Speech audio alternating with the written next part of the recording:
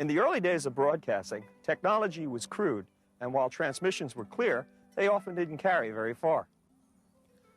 Today's sports, Sparta 6, Athens nothing. And then as technology improved, they were able to project their voices much farther. Weather for today, sunny with a chance of showers. I said sunny with a chance of showers. Communications, what a concept. Before the turn of the century, all long-distance communication was done with cables and telegraph. That all changed, though, with the work of Willie Marconi. With the help of the English Post Office, he set up the first wireless telegraph, and the radio age was born. What? You want to order a pizza to go with no anchovies? Who is this? Alexander Bell? This is Alexander Bell.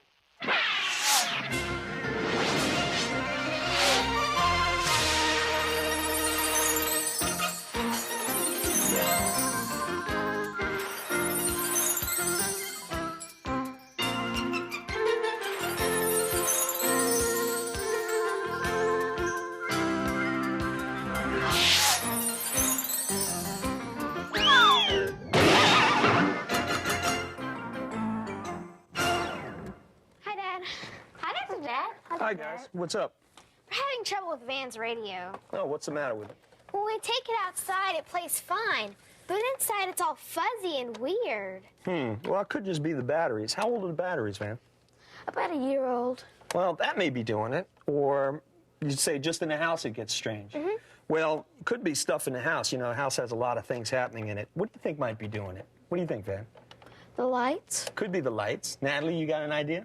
Has to be the batteries. Yeah, I bet it's probably, batteries are probably the main cause. What do you think, Olivia? Anything other things in there? I think it's the walls. Yeah, have you ever noticed you move it from room to room sometimes? It changes as you change the wall. Yeah. But what station were you listening to? WBRH. Well, that could be it, because, you know, we're right on the edge of BRH's range here, and when you get out far from a radio station, the radio waves don't make it out as well. But I bet if you put the new batteries in, those other problems will probably be taken care of, the lights and the walls, and that might change it and fix it. So you can do it. Try that first. Okay. How does a radio work? You mean how did they get the sound here? Yeah. Well, it's kind of complicated, but if you got a minute, we can talk about it. Radios are kind of fun because they change sound energy to electrical energy, and what has to happen is there has to be this energy transformation going on. And you all know how sound is made, right? What do you need for a sound? Vibrations. Vibrations? Yeah, you got to get something vibrating, something moving. And, you know, I think we could use Buzzy for this. Well, actually, we'll use Buzzy's tank. Let me get him out here. Dan, you want to hold on to him? Don't drop him on his head or anything. Buzzy is active today. Okay, we have water. Now, have you ever thrown a rock in a pond? And if I do this with the pencil, you'll see the same thing. What are we making? What's going on here? Vibration. Vibration and waves, both, right. The vibrating pencil is making waves in the water. And when you look in the water, where are the waves the biggest? In the center. Right near the center. And that's like being close to the transmitter. Okay, and when you move out, those waves get spread out all the way, so they're bouncing around a lot more, and you don't get as clear a signal. Now, in a radio station, what has to happen is the sound waves from a voice, like a person talking in a microphone or a CD player, the music, has to get transformed into electrical energy first. And I've been using this oscilloscope. I'm working on this cassette player, so we can actually show you what your voice looks like electronically. Why don't you put Buzzy back? He looks like he might. You never seen your voice before? Oh, well, this is cool. This is cool. All right, let me hook this thing. Hello, hello. All right, my voice is here. Now, Olivia, I'll tell you what I want you to do. Why don't you get up here, and I want you to give me a hello, just a regular hello, and watch the screen. Van, check out the screen here, okay? Hello? Okay, give it me again. Hello? Okay, now, Van, I want you to give me a hello. Hello? Oh, do that again. Hello? Okay, now, what was the difference? Did you see that? Got bigger. All right, the waves got a lot bigger when Van talked. Now, what do you think caused that? It's deeper and... A little bit deeper, but you were louder, right? Yeah. When you get your voice a higher loudness, more a louder sound makes a higher amplitude wave, a bigger wave. Now, Natalie, you sing, don't you? Yeah. All right, why don't you do me a do, re, mi, and we're going to see how the pitch affects the sound here. So just go right up your scale and watch again the waves. Do, re, mi, fa, sol, la, ti, do. Now, what happened that time? They got closer together. Yeah, they sort of squished up when you went up the scale. And now what we're doing is something called frequency, which is the width of the wave and how fast it's moving past the point. So we can control electronically amplitude and frequency. That's what they do at a radio station. They take the sound and they put it into this electronic waveform. Then they got to get it across the air. And that's kind of harder to duplicate. But if you give me that fluorescent tube back there, Olivia, we can do this. I have a device here that I was using for, this is called a Tesla coil. Just lay that right down on the desk. But you don't want to touch it because we're going to generate some high power electricity here. Now, this thing makes electricity, basically impulses, much like the transmitter on a radio station. So if I bring it close to the tube, watch what happens to the tube when I bring it close. What's going on there? It's lighting up. Yeah, and I'm not even touching it, right? It's getting close, but it's lighting up still. And that's because the electricity is jumping right through the air, and it's connecting with the bulb. So this is like the transmitter, and that's the receiver. Yeah, it's like having your radio at home. But what's happening with you guys with the radio, I think you're so far out on the range that if I bring this back too far, you see the bulb won't light because we're out of range. So you got to be within a radio station's range. So they first transfer the sound to electricity, then they send the electricity through the air. Now, the cool thing is how they get the electricity back into sound. Now, Van, how do you think that happens? You got a radio here.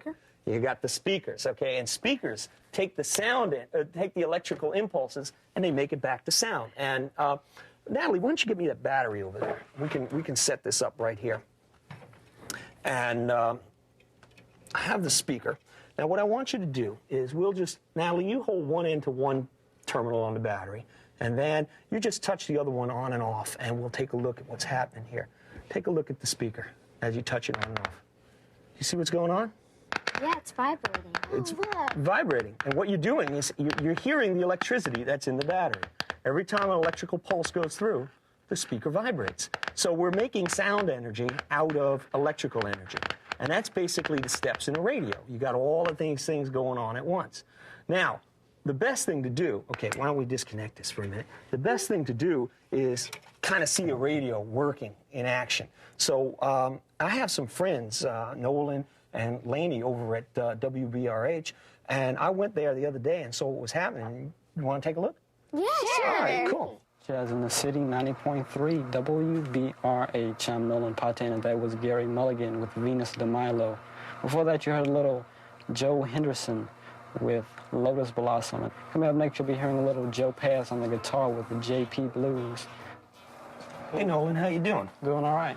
So this is it, huh? We're inside the control room of WBRH. What we want to talk about today, a little bit about how radio works and how you get the music from in here out to all those ears out there. And I see that you got a lot of dials and stuff. What is this thing? What is this? This is a board. It's pretty much a mixer. It's called a board. And what we do is we just kind of mess with the dials so everything can get to the right volume as it goes out over the air. So now you can control all this different equipment because I see you have, what, CD players and the good old turntables back there. Yeah. So depending on which dial you turn, you put on the different ones. And so you're just mixing it and switching back and forth. So this is really a real high-tech switcher type of thing. Not if you know how to use it. Yeah, not if you know how to use it. You ever put the wrong song on? Oh, yeah. Oh, yeah. Let me ask you something, because I think this is kind of an interesting thing. When you talk into the microphone or the CD player goes, what happens to the signal? The sound comes out here. I know what happens in my stereo. It comes out the speakers. Yeah. But how does it go out in the air? I don't know. Well, it goes out through some wires and it goes to something called an audio processor. Okay. And that just keeps the sound level so that it always sounds the same. And from that, it goes to something called an exciter. And through the exciter, it goes to the transmitter. It sends it up through coax, which is a really big wire, to the antenna. And the antenna shoots it out all over the place, and your antenna picks it up at home. Now, how far do you broadcast here? We broadcast pretty far, and it pretty much does a circle. And how many miles would that be about? Like 10, 12 miles or so?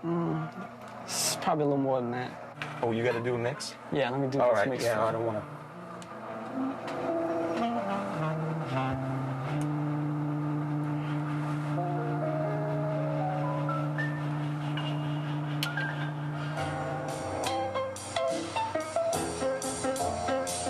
I want to thank you for letting me come down and mess around in the studio. And this is great, and take it easy. We'll see you around.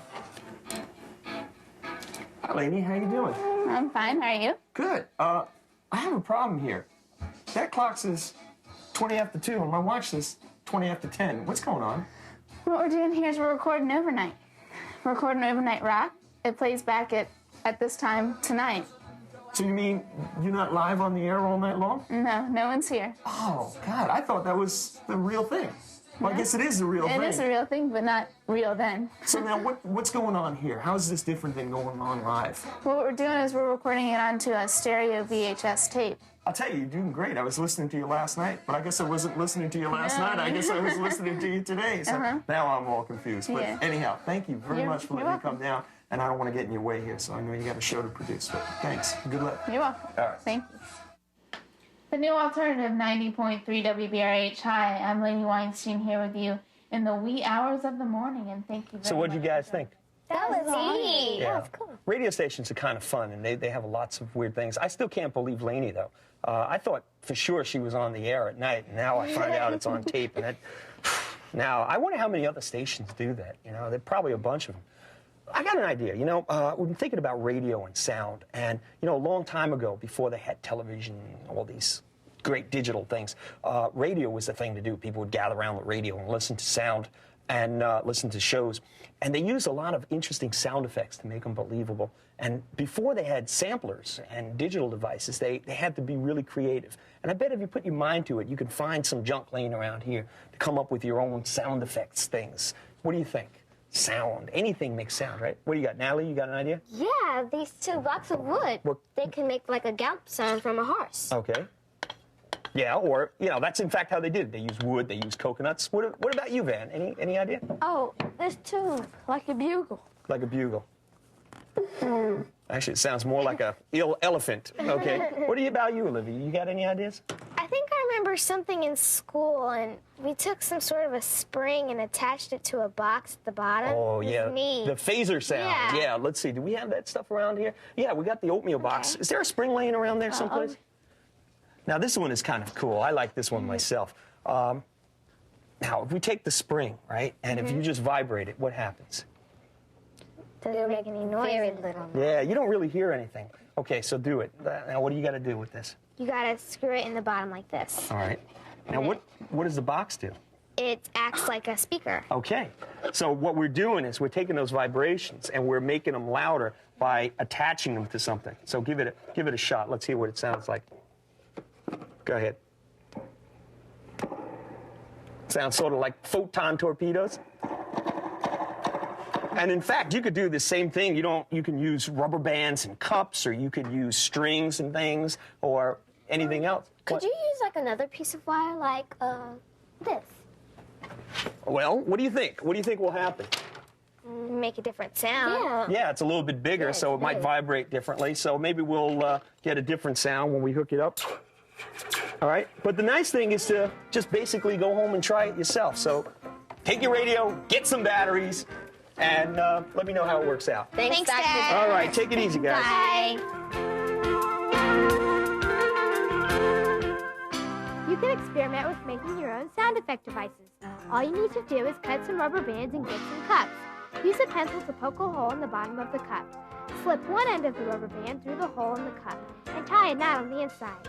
Stretch out the rubber band and strum away.